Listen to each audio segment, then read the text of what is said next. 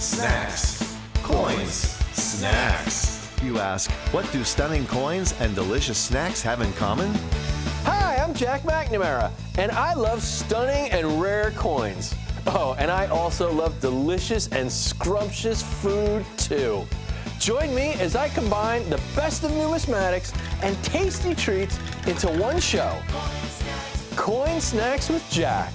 Put down that tired bologna sandwich and spice up your lunch as I chat with some of the biggest names in numismatics and eat delicious snacks.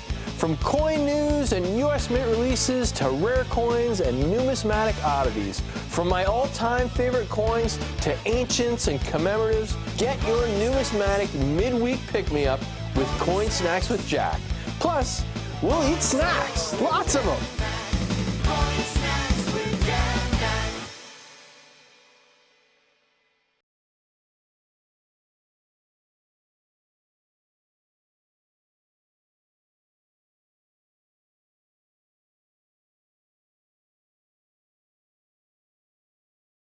You have found the best place on the internet. We are streaming every Wednesday during my lunch break, 3 o'clock Eastern, noon Pacific on YouTube and Facebook. Today, we will find out if I'm ever getting my lunch break back. Just kidding, I'm not. And that's okay, I don't mind. I love it here, and I get more lunch here and snacks than I probably need. But hopefully you get more coin snacks than you need too. This is so much fun. Anyway, before I continue, I'd like to thank my team here. You'll hear me talking to some of them. We have Colleen, we have Nate, we have Joey, we have Sofer, we have Alex helping out. So anyway, I've got a lot of help to make this thing happen. So thank you to everybody who's helping make me live on the internet here. Anyway, we have quite a show for you this week. Like every week, we have quite a show. Today, we are going to take a look into the past and see all the great things that happened in numismatics in 2020. And we are also going to take a look into the future, see what's coming in 2021. So this is kind of our 2020 retrospective and kind of looking to the exciting new things that the Mint has announced that they have planned for 2021 and great things that we're excited about in the world of coins. But before I get into that, I want to introduce another special guest. We always bring you some kind of a guest. So last week we had Kevin Lipton, who was just incredible, just a wealth of knowledge. We talked about the Larry Miller collection of coins, really exciting. This week we have my uncle. He's my uncle. He's your uncle. He's your uncle's uncle. He's every American's uncle. Don't ask me how we got this fictional character this week, but I would like to introduce Uncle Sam. All right, Uncle Sam, how are you?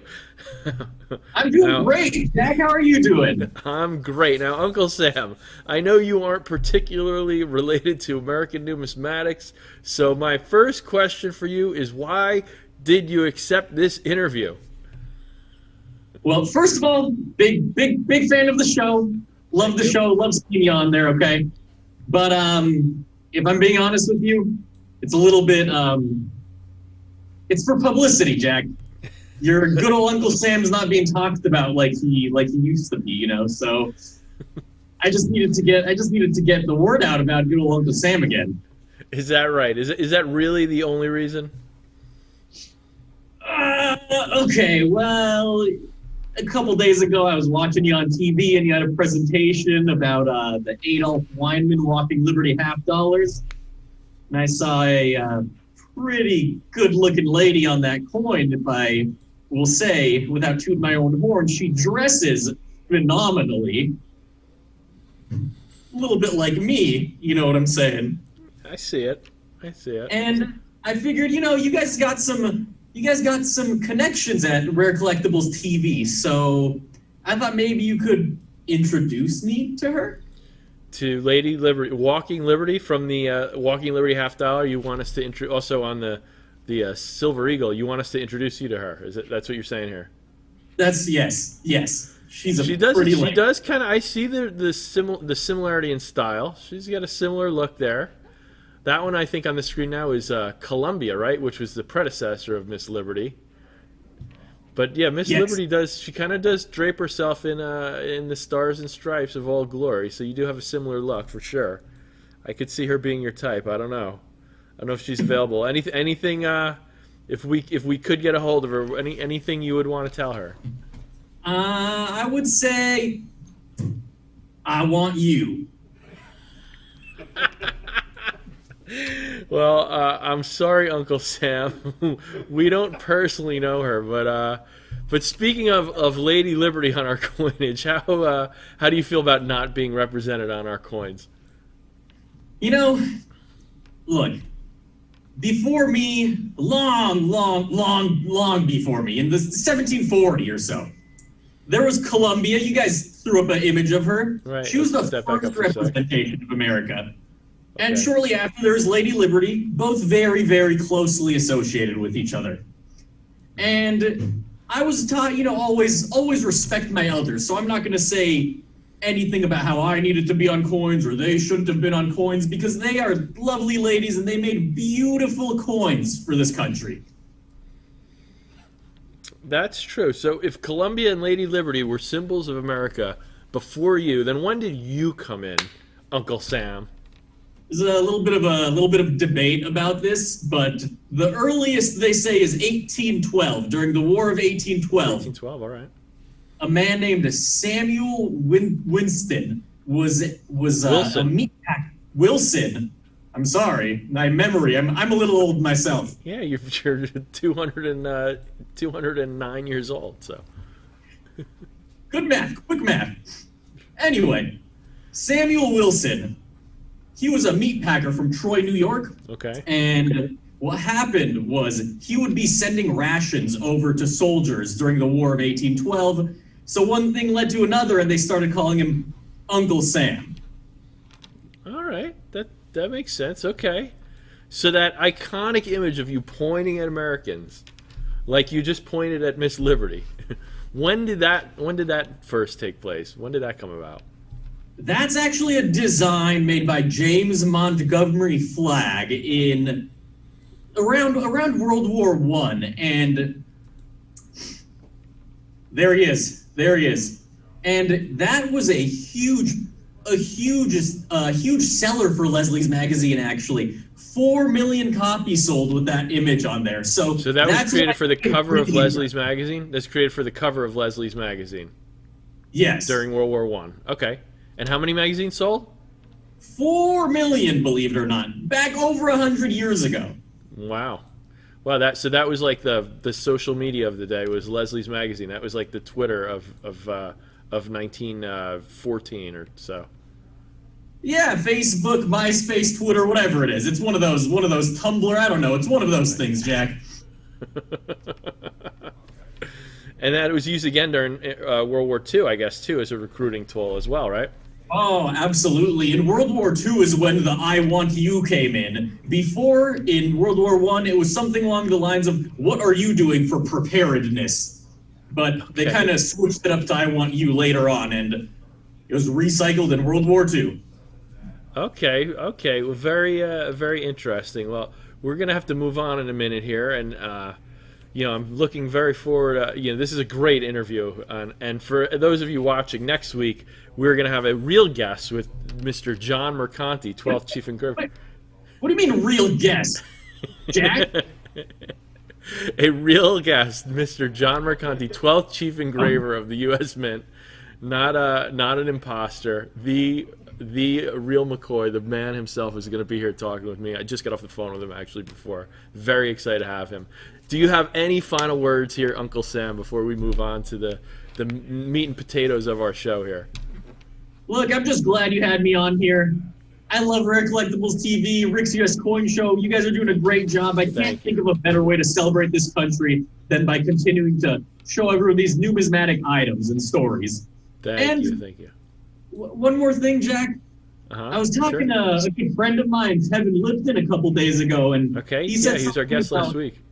Yeah, he said something about cake on the show. So, where's my cake? Yeah, no. There's no. Unfortunately, we had cake last week. Kevin and I finished the cake. There's no snacks this week. There's nothing no cake, no food for you. I'm sorry, Uncle Sam. Unfortunately, you missed out. I'm sorry. But thank you for joining us. Yeah, Appreciate thanks it. for having me. Good seeing you. Good seeing you. And stay tuned. Don't forget to join us again next week when we have, again, like I said, a real guest with John Mercanti, very famous for designing over 100 coin designs for the U.S. Mint, including, of course, our beloved American Silver Eagle. Thank you, Uncle Sam. Take care. Now, well, that was great. That was really great. Right now, I would love to introduce the illustrious, wonderful Colleen with our snacks. Don't tell Uncle Sam, we really do have snacks. It's right in the name of the show. Hey, what? Hey, you said there's no snacks. What is this? Come on, Jack. This is not fair. I'm coming over there to get you. Uh-oh. All right. Well, we have the lovely Colleen with our snacks this week, and I'm a little concerned. Don't tell my doctor about this one. This is exciting. All right, it's all right, Jack. But that was a good one. That was very Woo! funny. Look at Okay. that. That's more than a snack. hang That's on like here. we don't mess around with our snacks. Not at all. So Jack, we're mixing things up a little this week. So we went from sweets to savory, and just hearing what you've already been talking about for your agenda for your show, hamburgers just fit right in. So we got Uncle Sam, who back in the 1800s. Well, I'm going to tell the story of when the hamburgers sort of first came to fruition, and then we have 2020. You're going to talk about 2020 coins. These are the hamburgers of 2020, and these are crazy burgers. Yeah. So let me just start from the beginning. 10,000 years ago in Mesopotamia, when they domesticated the cow, which led to hamburger. So then in this little coastal town, Hamburg, Germany, a port, they raised some of the best cattle there. So they would take the steak, really good steak, and mince it and mix it with all kinds of grains and seasonings, and then they would fry it, and they served this Hamburg steak. Well, immigrants came. They came from Hamburg, Germany. They came to New York. So all of a sudden, in New York, restaurants had on their menu the Hamburg steak. And it was very labor intensive to make this. You had to by hand mix and shred this meat. So 1847, all of a sudden, the meat grinder's invented. You can make hamburger pretty easily then. Industrial Revolution, we've got factories, we need workers who need a quick snack. They need to be able to take that Hamburg steak and go back to work. It gets murky there. Okay. Somebody put in the United States, they put it between two pieces of bread, and all of a sudden, not toast, but a bun, you've got a hamburger. Yeah. And then it goes on from there. There's one guy, I forgot, his Sternberger. He decided to put cheese on it. He called it a cheese hamburger. Oh. But in 1921, the first fast food, White Castle, came, and they served little bitty burgers. Oh, Whitey's. You know how many times back in New Jersey I had White Castles at 3 a.m.? Yeah. And you know what? People were afraid to go there. They were really not sure. And so that restaurant, they had to have made sure that they were extremely clean, that all of their employees were very well dressed so that people felt comfortable coming to get their burgers.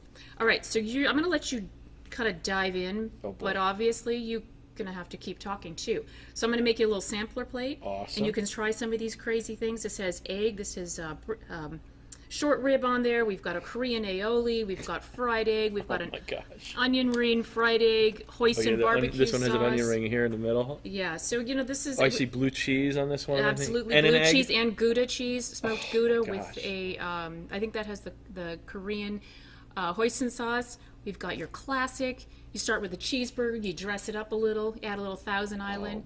So we're just got a full range here for you to try. This is awesome, and these are all from the standing room in Redondo, most importantly, the standing room in Redondo. These are all their creations. They are awesome. So they worked on this order just for you this morning, and I'm excited for you to try some of these. Wow! Thank you so much, Colleen. This is awesome. So let's get your plate. Amazing.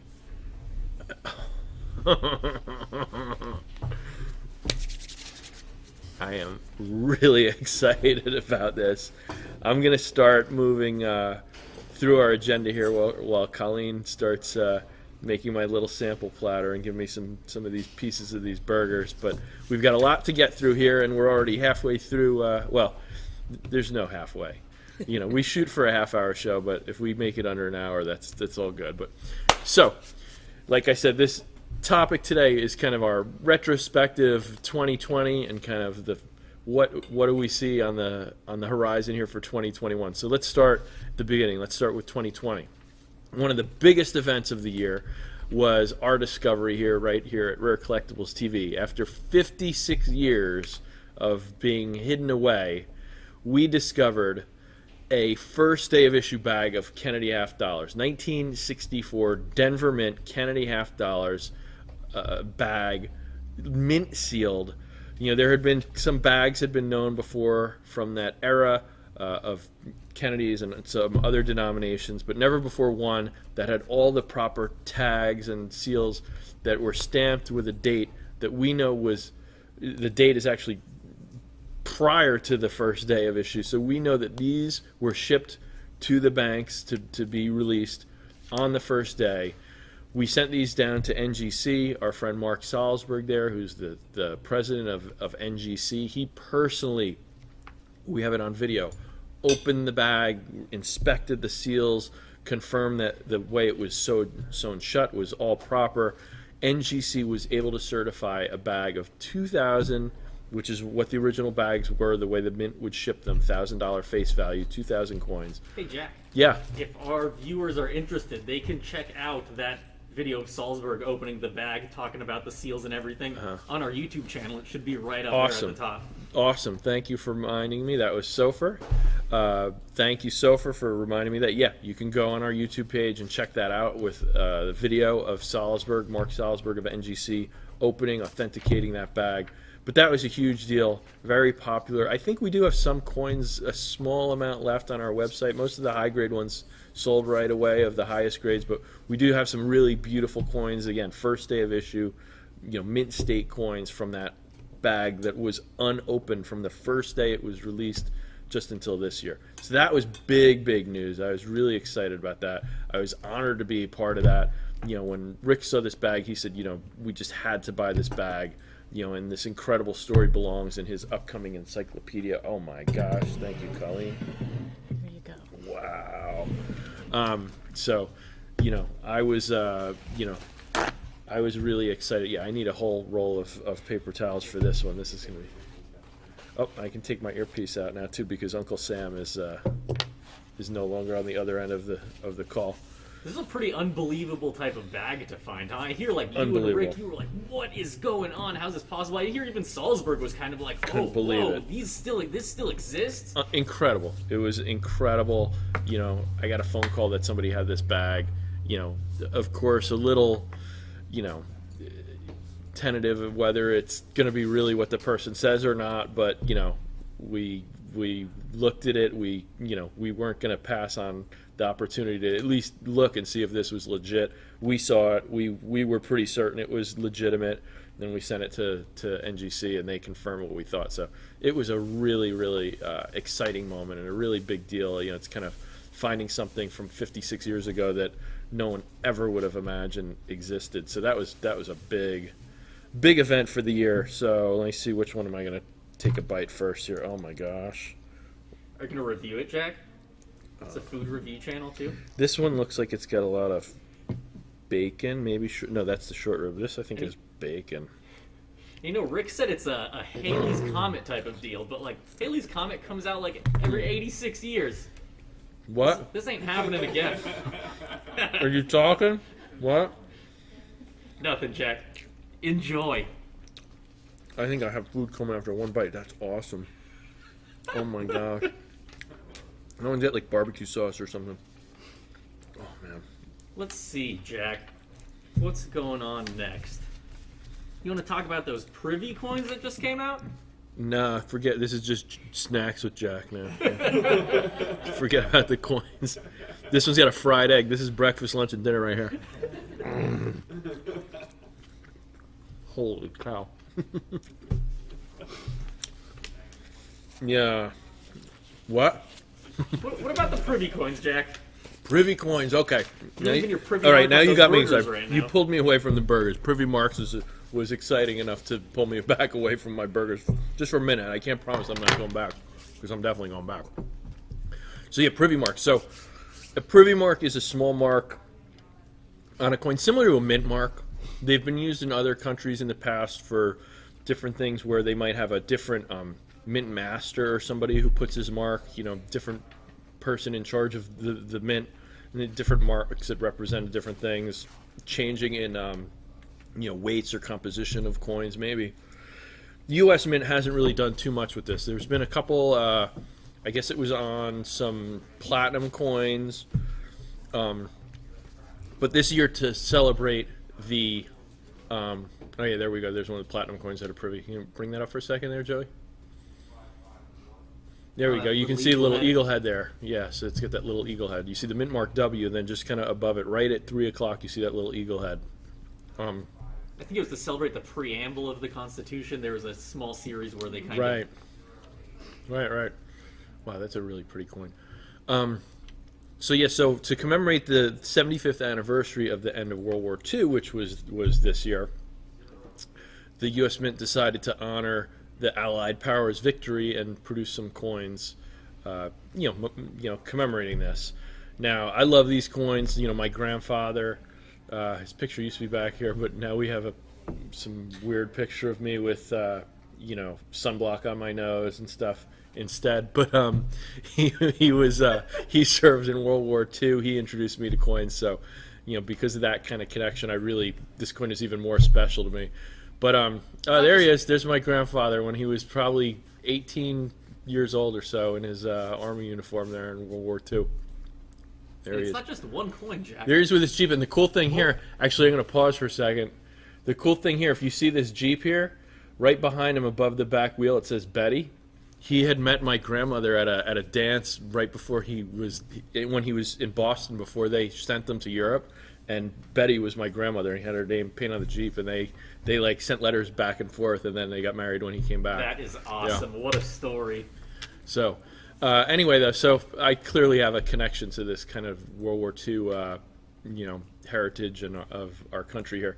But so the Mint did a great job. They created a few coins, including there was a couple commemorative coins. There's a gold commemorative, which a really cool design with the eagle's wing kind of coming along. Yeah, there it is. I love the way the eagle's wing kind of follows the rim of the coin. It gives it a really kind of sleek look. The eagle holding out that olive branch of peace, because after that trying time of that war, we wanted to show that that we are a peaceful nation. We strive for peace, but besides these commems, which are really cool, they also did something with the gold and silver eagles where they put this privy mark that I started talking about. They made a privy mark that has a V for victory and a 75. You see it on your screen here right now. This is on the gold eagle.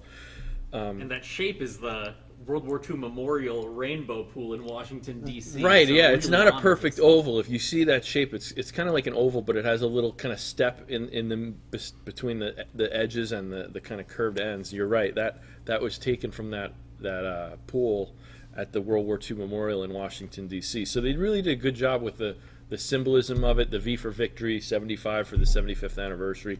These gold coins, the one you see here, mintage was only 1,945 to symbolize the year 1945. And then there you see the coin in full there with that V75. And then the silver coin had a mintage of 75,000 because of the 75 years. And these coins just sold out incredibly fast. Like the silver sold out within a couple, I think 2 hours. The gold was instant. The website crashed. People were going crazy trying to get both of these coins.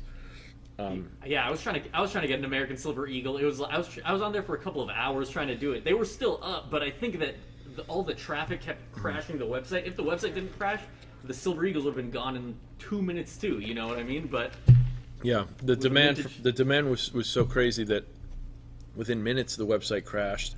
And I think from what I heard, basically the Mint's kind of security software, they thought it was like a hacking attack because there was so much traffic coming at once that it just shut it down. But the gold sold out like basically instantly. The silver almost instantly. And that's like the I said. lowest vintage gold eagle they have now, right? Yeah, and it's a huge demand. I mean, I've seen these things selling in like proof 70 for $30,000 or so. Like they got really. I mean, the demand for these things was just insane in the beginning, and well, still is. But like, we try, like you said, you try to get in. I try to get on the website and buy a coin. It was limited to one per customer. I try to go in and buy one. I got blocked out of the website. We had to go buy them from other collectors and dealers in the market, and they obviously cost significantly more than what they were released at because the demand was just incredible demand, and the silver coin too, incredible demand for those coins. But just that was a huge deal this year. Yeah, so these are tough coins to get with the Privy Mark, but I did hear they did something cool with the quarter back in April, actually, which is they struck some of these coins, these quarters, with the Privy Mark, like they did with the Lowell quarter in 2019, mixed them into bags of Philadelphia and Denver Mint circulating coins, and Right. just threw them out there. So now if you're a collector, you could just go to the bank and try and find one yourself. Yeah, I mean, this is a really cool thing the Mint did, and I almost forgot about this because these Privy Mark Silver Eagles and Gold Eagles get so much publicity, and there are so many people fighting for these things. But one of the cool things the Mint did was, and this is a great way to get people started in collecting. When I was a kid, you could go to the bank and get change and look for wheat pennies. You could find wheat pennies. You could find a silver quarter in if you went to the bank and got a bunch of rolls of coins, you could find stuff in your change. And over the years, it's gotten harder and harder to do. So the Mint tried to make this something that people could do again. You could start collecting. You could go treasure hunting just by looking in your change or going to the bank and getting some coins. And so what they did was they put this Privy Mark, the same Privy Mark that they put on those Silver Eagles, on a couple of the different America the Beautiful quarters. They put it on I think it was the Samoa, I think it was the Samoa, bat the coin. one There with was the a big bat, thing about yeah. the bat coin And the other one a I think year was ago. the Weir Farm. So because they put out 5 different quarters a year. Right. But these quarters, if you look, they have that Privy Mark, and you see in the image on your screen here, there's a blow up of what the Privy Mark looks like. But as you can see, it's right at like 9 o'clock on the obverse of the coin, the head side of the coin. And like you said, instead of releasing these, in rolls at the from the Mint or even in rolls to the bank, they didn't want anybody to be able to kind of hoard these, and they didn't want all the dealers to just go and buy them all from the Mint and then resell them, or go to their bank and say, give me 8 rolls of them and then resell them. They wanted to make it where you could treasure hunt. So what they did, like you said, is they took, when the Mint ships like their coins, they ship it in these huge ballistic bags. It's like a giant pallet of coins. It's got to weigh tons. And when they did this, they just mixed some of these coins in with the regular coins, with the coins that don't have this Privy Mark. I saw a video when they first did it with that W Mint Mark Lowell quarter the other year. You see the Mint director he's got like a scoop like you'd go get cashews at the supermarket. It's got a big scoop, and he just scoops the special coins out and just dumps them into this huge bin. So they're just totally random. Like you go get a roll of these quarters, maybe you get one, maybe you don't get one, but it's totally random. You can't go and like get a roll of these. And what I love about that is that it kind of introduces this idea of condition rarity back into everything, because when you get it straight from the Mint, you're going to get a 6.9 at the lowest almost. Yeah, like if you buy a new 7. coin from the and like a commemorative coin you buy in a box from the Mint or something. That's going to be a 70 or 69. But when you get these coins, you find them in a bankroll. If you find one in 6.5, 6.5 is a high grade. Yeah, that is a high grade for they're just throwing them in. They're just smashing against each other, like you said. They got that ice cream scoop throwing them in there. You know what I'm talking about? So it's really cool to find. I don't know if it's exactly an ice cream. You make big ice cream. If you're using that scoop, it's kind of a big. Actually, you know what? The way I go, look at, for example, this burger has what is this? Short rib. Egg parmesan. You know what? Maybe I do use that kind of the scoop you use for ice cream. It's like using a snow shovel. But yeah, I'd probably go for that. Sure. Yeah. Oh, God, it's all over me. It's all over the table. And these ones are cool because it happened in April, and I don't know, it flew under the radar, Jack. There might be one in that burger right now. Who knows? Oh, this short rib has a W Privy Mark on it. Very cool. Oh my God. This is crazy. This is awesome. So yeah, so anyway, the Privy Mark coins were huge. The big story, you can treasure hunt those quarters. One of the biggest news of 2020 was the Silver Eagles having, because the Silver Eagle and the Gold Eagle, those coins have never had a Privy Mark before. Very few U.S. coins have ever had a Privy Mark, but to put it on those series that are just the iconic, most popularly collected series in the world was huge. And then, of course, though, other news in Eagles, Silver Eagles, big news was because of COVID and the limited capacity at the mints were these emergency productions that had to be released this year. Right. So currently, Silver Eagles are produced at the West Point Mint, or the regular bullion issue mint state coins are produced at the West Point Mint. Now, in the beginning of their issue from 86 to 92, they were struck at San Francisco. 93 to 2000, they were struck at Philadelphia. But since 2000, pretty much everything is struck at West Point. So this year, though, because of COVID, West Point Mint had to close down briefly. All the mints, like any other business, essentially it's a factory. The mint is essentially a factory that makes coins. Like any other business in the world, because of you need social distancing and protection, and for the health of your employees, and they just were running at a lower capacity, or for a while they were closed. They had to employ some of these other mints to help produce coins because the demand is as strong as ever. The demand went up because of this whole thing, honestly. Yeah, any time in history, really, when we have any time with any uncertainty, economic uncertainty, demand for gold, silver, precious metals just goes up. People feel comfortable with that. It's like in the Great Depression when people were hoarding gold and FDR had to institute that executive order to make it illegal to own gold and silver. Right. It's because when times get trying, people worry, will my paper money still be worth something? Will there be inflation? And they feel confident in having gold and silver. So there's that kind of thing going on now where people want coins. There's tons of demand. The mint, by law, has to supply that demand of Silver Eagles. And because of a limited capacity at West Point, they're struggling to do it. So what they did is they had to produce some emergency issues. They asked Philadelphia first to produce some coins. Philadelphia produced 240,000 coins there. Here we have an example on our screen of one that is certified in our exclusive Reagan label, signed by John Mercanti himself, hand signed by him. It's not a facsimile. That's his signature on those labels that we offer here, and we're the only ones that offer this label.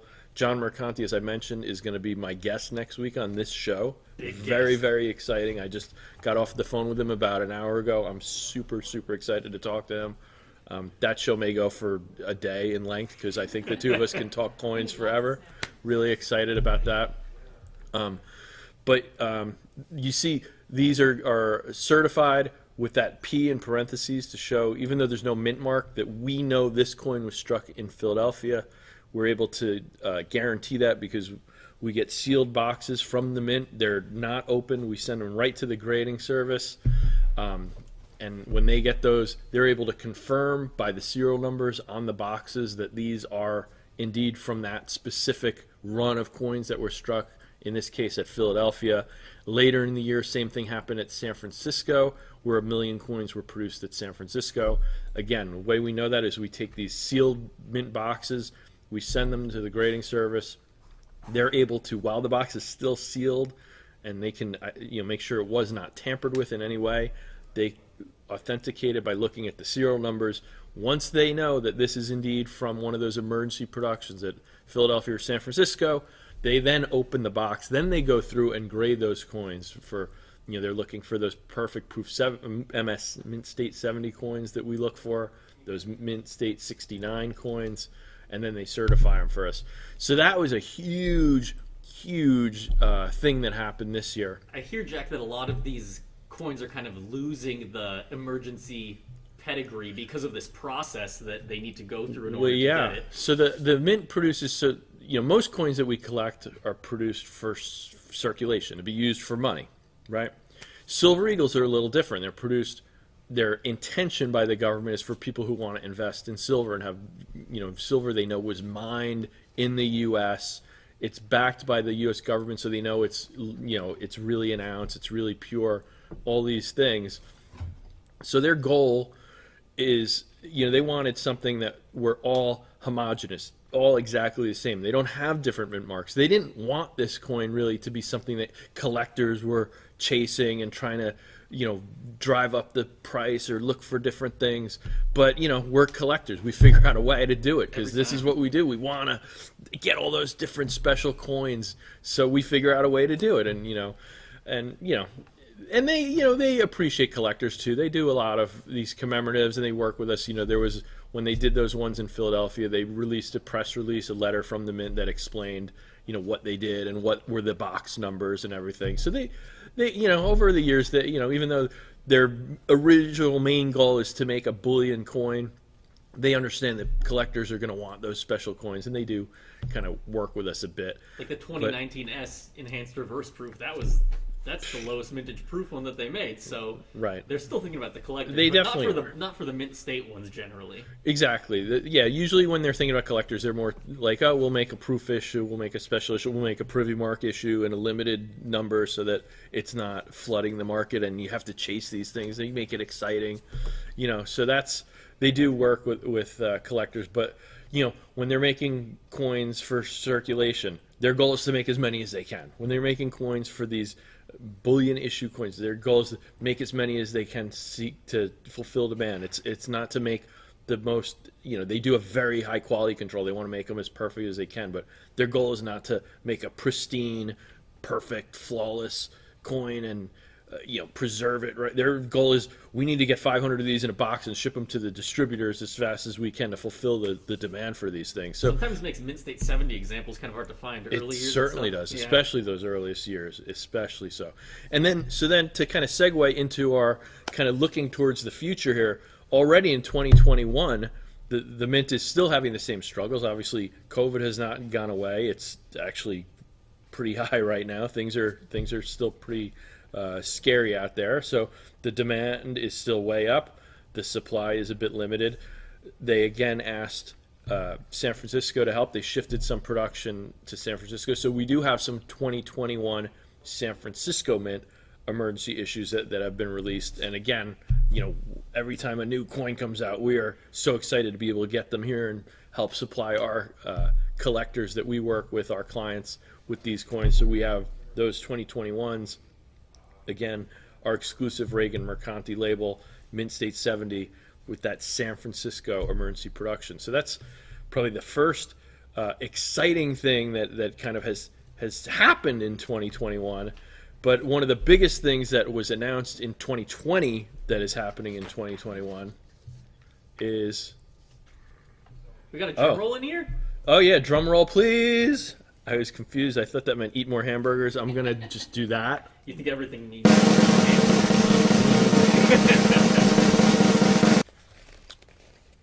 we have a drum roll? Yeah, I said you didn't hear it, but it played. Oh, it played. I couldn't hear it. Okay. I don't have a monitor. I don't have my earpiece in. So the drum roll played. Brrr. Big news for this year is that 2021, there will be a new reverse design for both the Silver Eagles and the Gold Eagles. After 35 years, these coins were signed into law in 1985 by Ronald Reagan. 1986, the first year that we produced Silver Eagles and Gold Eagles. It was confirmed in the middle of 2020 that in 2021 there would be a new design. Originally, we all thought that 2020 was the last year of that Mercanti design on the Silver Eagle and the Miley Busiek design on the Gold Eagle.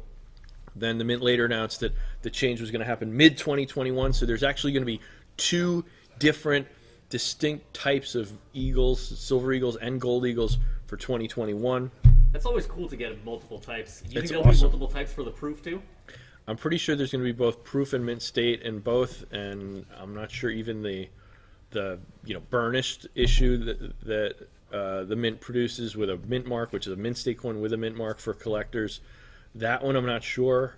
There's kind of been rumors and information is not 100%, but I'm thinking there's going to be at least 5, if not 6 different, coins. You got 2 different proofs, 2 different of the bullion issue, the mint state issue, and possibly 2 of the burnished issue. So it's an exciting year. Maybe even other designs. Who knows? If they decide to do something special, like like they did the Privy this year or last year, 2019, when they did the enhanced reverse proof. Maybe there'll be even something else. But I think it's going to be a huge year for gold eagles and silver eagles, especially silver eagles. I mean, silver eagle is the most popular coin in the world right now. There's more collectors of this coin, I think, even than Morgan dollars. It's the Morgan dollar of our generation. I'm excited next week to have John Mercanti on. One of the things that I told him I really am looking forward to asking about is, how does he feel about this? This is, your design has been, the most popular coin in the world for years, and now they're changing this reverse that you designed after 35 years, and I'm real curious to get his insight on that. I think it's going to be really exciting to hear about. But this is a huge event. I mean, in coins, for them to change these reverse designs is just a big deal. So in June there were 39 reverses proposed, right? Right, So 39 reverses. They were both for the ASE and AGE, both American Silver Eagle and American Gold Eagle. So there's only 39 between the 2 of them, and they decided between these 39 what would be the new coin. So the designers were just making a design, and then the coinage advisory committee was designing, are we going to use this for the silver or the gold? Exactly. Basically. Right. Really cool. Okay, let's take a look at some of these coins and see what we think. All right, that looks like that branch looks kind of like spooky. It's kind of spooky. I think that's an olive branch, though. That's an olive branch? That doesn't look like the olive branch I'm used to seeing. It's a very different version. It's the spooky Halloween version of the This olive is branch. like the Edgar Allan Poe reverse. This is like the Raven reverse, like with the scary Halloween branch. The eagle looks a little bit menacing, too. Oh, yes, it does. It does. Yeah, it's kind of interesting. If that's an olive branch, it's like, the olive branch is supposed to represent peace, and usually it's extended outwards as a kind of an offering of peace. Here he's kind of sitting on the branch, but he's kind of like, go away. Like we want peace, and the way we're going to get that is stay the hell away from my olive branch. Eat some burgers about it. Yeah, exactly. I'm going to eat a burger over this. This one's got an egg on it. Maybe so. that's why they didn't pick that one when you mention it like that. I'm not even on camera. Let's take a peek at that next one. Take a peek of the food coming out of my mouth. I think this one might be my favorite one, Jack. With the eagle. I think so swooping in too. with This that one wing. had the hoisin on Yeah. it. Definitely. Oh, the coin. You're talking about the coin. Oh, yeah, it's cool. Actually, no. This one I really thought was very, very interesting, this design. In all seriousness, I thought this was so cool because it's such a different perspective on the eagle. I've never seen a coin where you're looking down at the eagle from above. Top down right. Such a unique angle. Yeah, and that olive branch is, that looks like an olive branch. Looks like he's offering that olive branch in peace. I like that design. I like the way the wing follows that curvature of the coin, much like the commemorative World War II coin. Right. It flows with the coin, like you said with the other one with the. All right, Cool that's a commemorative, right. cool design. Okay, let's see what else do we have here. That's cool. That's the screaming eagle. He's like, rah, ah! Yeah, that eagle's screaming his guts out, right? And I'm surprised the eyes haven't popped out of its head. Yeah, he looks like he means business there. That eagle is like look out, That eagle's kid is standing on the countertop right now. look out. What's it, his kid standing on the counter? He's yelling at his kid because he's standing on the counter? Okay. Get off! I do like that one though. Yeah, this is the Hussein. All right, let's go. What do we got next here? All right, that's pretty. That one I like. So, to me, the things that stand out, you've got that rising sun, much like on the Uverse of the Silver Eagle. The walking liberty design that was designed by Adolf Wyman for the $50 back in 1916. That rising sun representing the bright future of a new day. I always like the rising sun on coins. One of my favorite coins, I like colonial coins. One of my favorite coins is the Vermont landscape, which has the green mountains of Vermont with the sun rising behind it. Right. I'm just a big fan of the rising sun as the look of it and the symbolism of it. I also love this eagle. It just seems so graceful and peaceful the way he's just kind of floating through the air across the sky like that.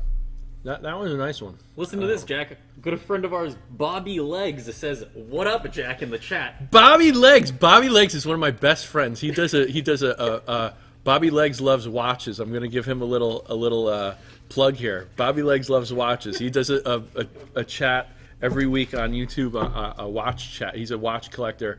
One of my closest friends in the world. Love Bobby Legs. Thank you, Bob. Thank you, Bobby Nobby. Thanks for saying hi. Love you, my friend. Let's see here. What other design do we got? This design is really interesting. So I like this design. I don't know if I love it. I think it's a little too busy for me. But I do think it's interesting with that background with the different finishes where you have like a frosted stars and stripes background in the field there with that eagle. I do like that eagle though. Again, really graceful, carrying that olive branch, very realistic image of an eagle. I think it's interesting. Sorry. No, go for it. I feel like they couldn't pick this one because, like, what would it look like on a mint state instead of a proof? You know what I'm saying? Like, it wouldn't have that same pop as this image is showing. With probably. Stars you're. And stripes It looks. being reversed. It does look a lot more like it would be more conducive to a proof coin. Today's technology, they'd probably figure out a way. Oh, that's true. But I could see them. Maybe that was one of their considerations why they didn't use it, but. I think it's just a little too. To me, it's just like they try to throw everything on there. It's just too busy for me. I don't like it. It's just too much. All right, wow, we've got a few people in the chat. We got Mr. B in there. Mr. B, hey Mr. B. Mr. S. Mr. S, thank you. The Good Channel. The Good Channel. All right, thank you. Sounds like a good channel to me. What about Waved Guitar 2412? All right, Waved Guitar 2412. We got some people join us. Thank you guys for watching here today. Thanks for joining us here.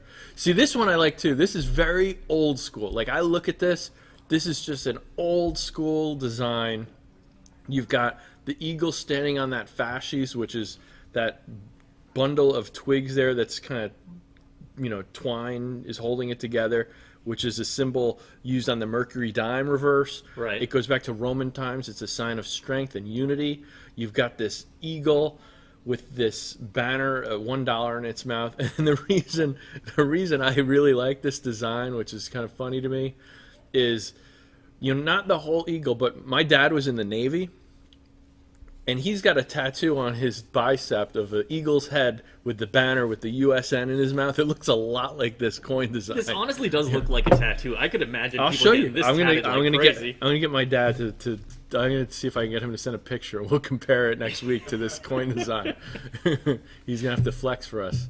Now this is really this is the one that to me is, when you have the wings outstretched like that on the eagle, and you have the mottos and lettering around the edge, it just makes you have to crush that eagle. Like, the eagle's just too small on the size of that coin to me. It is small. Except for, of course, the tail feathers are huge. The tail feathers are bigger than his head. It looks like he's sitting on a surfboard shop. Yeah, it's like the half eagle. Gobrek's half eagle. Its leg is the size of the whole eagle almost. You see that? I like the Gobrek design, but you were talking about how big the leg is. How big is this leg on that Gobrek design? Honestly, the leg is like the size of its head and body. It's so absurd to see, honestly.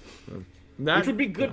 Good to eat, good for a snack on this show. I'm sorry, that gets me excited. I go to KFC. I want you to give me that chicken wing that's like 2/3 the size of the chicken. You know what this design kind of reminds me of, though? This is kind of like the budget John Mercanti heraldic eagle a little bit. It's like it's trying to be it, but not quite there for me. Yeah, I mean, John Mercanti's heraldic eagle is awesome, right? They picked that design for a reason. It's just awesome. This is like, you go to Tiffany, you get that John Mercanti design on the back of your silver eagle. This is like dollar store. Like, yeah. No, I wouldn't say that. I think it's a pretty design. I just think, in all seriousness, I do like the eagle detail, all the breast feathers and the wing feathers. I just think the scale of it doesn't suit the coin as well. Like, the proportions are a little right. The off, proportions, right? Yeah. If you could get it where the lettering was smaller and those wing tips were all the way at the rims, I think it would be cool. But that's why I just don't like it as much. I just don't like the scale of it, the proportion of it as much.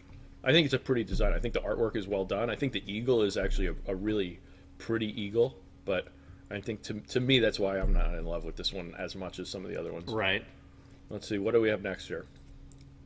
Oh, Now that one's nice. That one's cool. this is the one. This is the Silver Eagle. All right, Here we go. okay, all right. So this is the Silver Eagle. That's it. All right, so and that's not an olive branch, huh? No, that's actually a oak branch, Okay. which is, instead of symbolizing peace, it symbolizes kind of like strength and unity. Okay, I'm gonna need some strength to survive. I'm digging back into this one with the short rib for a second. And by the way, the one with the short rib, I don't know if you can see this. The eagle with the short rib or the burger with the short rib? No, the burger with the short rib. This not only does this burger have short rib, there's French fries in here. There's French fries, and I think these are the, oh my gosh, and there's truffle fries, truffle Parmesan fries. There's cheese on here. There's a fried egg on here. So anyway, let's go look at it.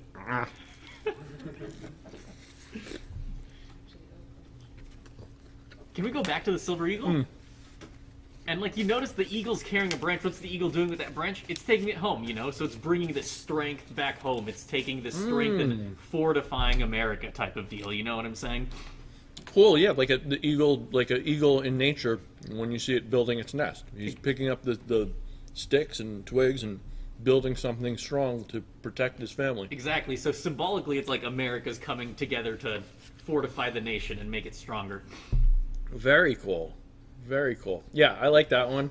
It's kind of graceful. I mean, the eagle's face looks kind of serious and determined. Interesting with that oak branch instead of the olive branch, but that's pretty cool symbolism. It's different. Yeah. I like that it gives it a little different angle. I mean, speaking of a look of determination, let's take a look at the American Gold Eagle design that they chose. Oh! That looks like a real eagle. Yeah, he looks like he's gonna bite me. Actually, looks like he's eyeballing my hamburgers. Don't eyeball me, Mr. Eagle.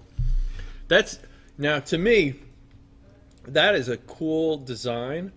I'm curious to see what it looks like actually in metal and struck in relief in 3D. Because it is so, I mean, it looks like a photograph. I mean, that is an extremely realistic design, and I don't think I've ever seen something that extremely realistic portrayed on a coin. Right. I wonder if the details translate. How are they going to get all that? Like, even the beak. Like, normally we're talking about the detail in the feather, but like, look at that beak. You can see all the curves. You can see everything. I can see boogers inside of its nostril. Come on, I'm trying to eat over here. So it's a cool design. It is. It's awesome. It's cool, but yeah, I'm curious to see what it's going to actually translate. It's interesting. It just dawned on me now. I'm wondering if this design was chosen for the gold as opposed to the silver, just because of the softness. Maybe it's easier to strike a design with this much detail in gold than in silver. That makes a lot of sense. I wonder if that was a consideration. Wow, it would be especially cool if they struck this out of pure gold instead of adding the copper to kind of harden it, because then it would really get that detail, but we know that's not going to happen. Right. Just a thought. But all that detail, like in those individual feathers, like I've never seen that much detail in a coin before. So it'll be curious. I mean, this is a really cool rendition. I'm really curious to see what that's going to look like. And also think about, I mean, this is not just used on the 1 ounce coin. This same design is used all the way down to the half ounce, quarter ounce, 1/10 ounce. I wasn't thinking of that. How do you get that much detail in a little 1/10 ounce coin? A coin that's smaller than a dime. Right. Like, how do you get that much detail in there? I mean, if anybody can do it, it's going to be the U.S. Mint, though. I mean, they have the greatest technology ever. Computers and lasers, and they have every possible thing they can, that exists in the world to create the best coin. I believe they're going to have it. Sure. So I'm sure it's going to be great. Now, oh my gosh, we're almost at an hour here, and we didn't get to probably even the biggest news of 2021. Drop it on us. Do we need another drum roll for this? One more drum roll. One more drum roll. Come on. What is it, Jack? So, as you probably know, Sofer, as a coin collector here, I mentioned this coin earlier in the show, saying that the Silver Eagle is our generation's Morgan dollar. So 1921 was the last year of the Morgan dollar and was the first year of the peace dollar, and coincidentally, it was 100 years ago. So to celebrate the centennial of the Morgan dollar, which was produced from 1878 to 1904, and then again one last year, 1921, and the peace dollar, beginning in 1921, produced to celebrate the ending of World War I and the Drop peace it on that me, followed. Jack. Drop it on me. What's going The on? Mint has decided they are going to strike 2021 dated Morgan and peace dollars. How awesome is that? That's just... I feel like it's a collector's dream. There's no such thing as a Mint State or a Proof 70 Morgan. Not in 70. You're not going to get one of those. So There's this very is... few 69. In Mint State 69, I think there's about 9 Yeah, I saw Morgan that the other dollars. day, yeah. Proof, there's some as well, but there's no 70s. There's so few 69. I mean, you know, a gem coin is considered a MS 65. So to be able to get these flawless coins 100 years later, this is just a huge deal. I had kind of heard rumors about this for a while, and then it was announced kind of in the middle of 2020 that, you know, they were trying to get this passed. Right, It was finally signed into law. On March 11th, they introduced it, and then the Senate eventually passed it just on December 17th. Right, so this is recent. Like I said, we've been hearing about it all year, but it's finally official. And some cool stuff about this coin that we might not even expect is that they're being struck probably at the Philadelphia, Denver, and San Francisco mints. Yeah, they've said that, so that's awesome. So we have 3 different mints. And there might even be special finishes on top of Mint, State, and Proof. That's cool too. Yeah, it sounds like the way they're wording it, and again, it's kind of limited information now. They haven't made all the details of how they're doing it. It sounds to me they're going to kind of do like what they did with like the 2011 Silver Eagle set, where there might be a set that has 5 different coins with different mint marks and different finishes or something like that. Would be awesome. I'm not sure exactly. Now, one of the things that is still kind of rumored as a possibility, this is the thing that I think is the coolest. I hope they do this. I don't know if they're going to do this. I really, really hope they do this. But they've been talking about, we talked a lot about privy marks earlier in the show. They're talking about potentially to honor those mints that are no longer, existing, that did strike Morgan dollars back in the day. The Carson City Mint, which is like, and the New Orleans Mint, which is also just, 2 of the most historic, important mints, as far as their reason for existing and role in the history of U.S. numismatics, and in particular in the Morgan dollar series.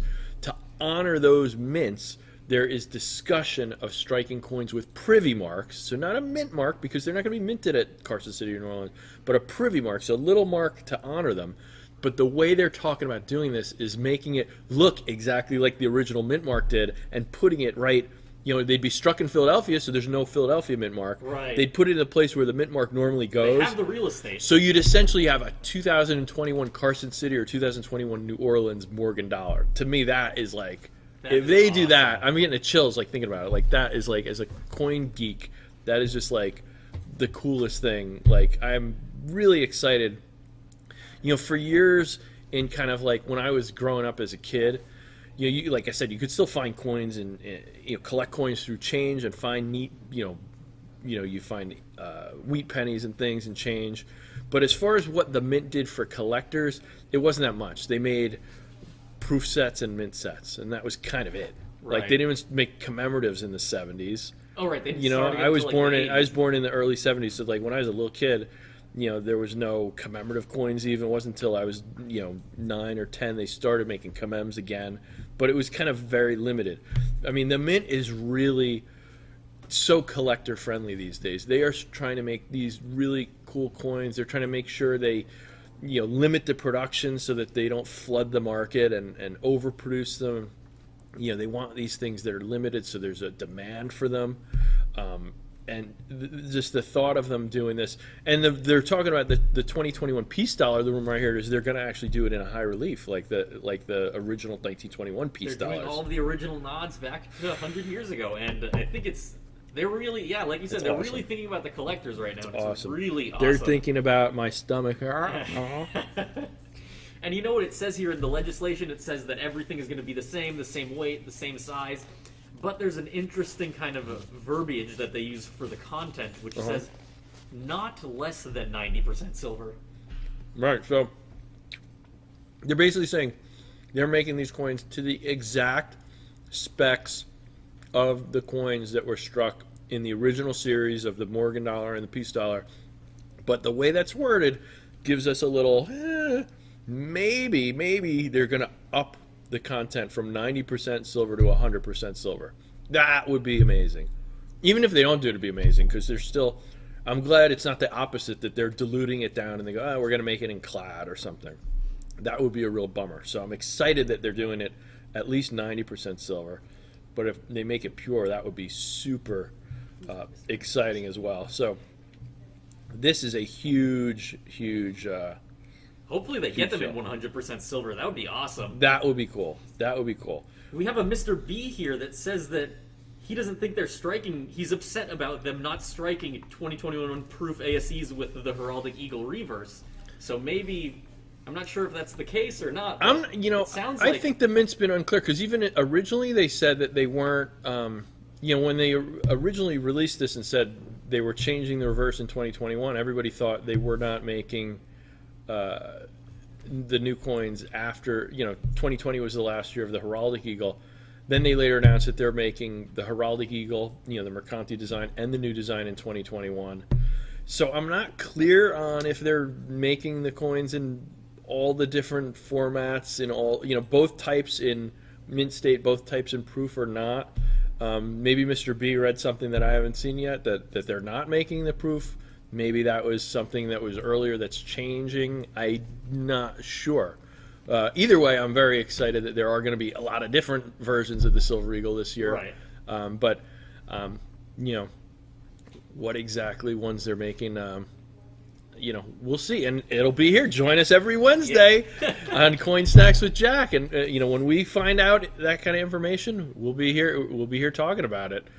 So I'm trying to think. Did I forget anything? Is that kind of... One quick mention is... They say that the Morgan dollar, the Peace dollar, this isn't going to be an American Silver Eagle deal where they strike it every year. Okay. This is supposed to be a one-year thing. They want to make it really special. It's special. There was a little teaser of maybe in the future there will be other anniversaries, but it's not going to be a yearly thing. Maybe 110, 150. So it's not like they're bringing this back as a permanent series. No, this is a 100th anniversary special issue. Maybe there'll be another anniversary someday, but it's not like the beginning of a new series of Morgan dollars and Peace dollars. Okay, that's exciting too. All right, I think that's a lot of excitement for 1 year, or 2 years of coins. So I'm excited for all these new coins. I'm excited for what happened in this past year in numismatics. I'm excited for what's coming in 2021. I mean, between all those different Silver Eagles we're talking about with the different reverses, Peace dollars, Morgan dollars, different mint marks of all these coins, different finishes. I mean, super exciting. Join us next week. Don't forget. Thank you all for joining me here on Coin Snacks with Jack. But don't forget, every Wednesday, 3 Eastern, noon Pacific. Next week, join me here. Like I said, same time, same place, with John Mercanti, the 12th chief engraver of the U.S. Mint. We're going to talk about the Silver Eagle. We're going to ask him about how he got into art and became a engraver at the Mint. Working with Frank Gasparo. So many great things. I mean, this is going to be a huge show. I'm super excited. 3 Eastern, noon Pacific, same as every week, on YouTube, on Facebook. Stay right here for Coin Snacks with Jack, and we will see what other great